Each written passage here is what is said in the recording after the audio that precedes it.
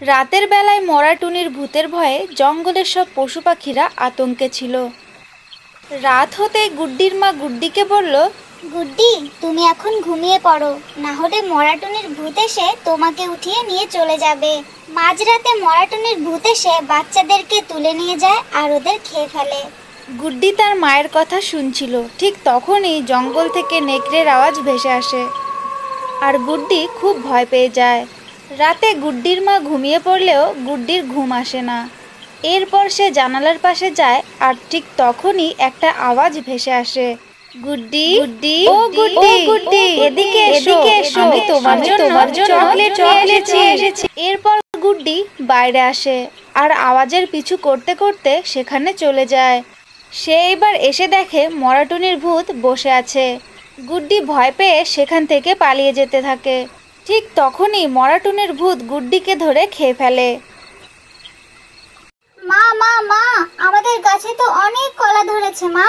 এত কলা বেচলে তো আমাদের ছোট্ট একটা ঘর হয়ে যাবে মা। চলো চলো চলো ছোট্ট সোনা, আমরা বাড়ি চলে যাই, আজকে তো অনেক রাত হয়ে গেছে, চলো সোনা চলো। এই কথা বলে টুনি ও তার ছানা সেইখান থেকে তাদের বাড়ি চলে যায়।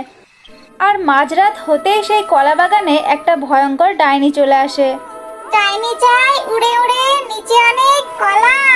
টুনির গাছের কলা খেয়ে পেট ভরাবে ডাইনি। আজকে সব কলা খেয়ে নেব টুনির গাছে। এই কথা বলে ডাইনি একে একে সব কলা খেতে লাগলো।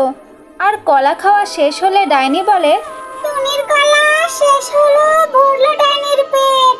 তাড়াতাড়ি ভেগে পড়ি, নইলে টুনি মারবে আমায় বেদ। এই বলে ডাইনি সেইখান থেকে চলে যায়। পরের দিন টুনি আর তার ছানা কলা বাগানে আসে আর কলা গাছের দিকে তাকাতেই দেখতে পায় তাদের গাছে একটাও কলা নেই।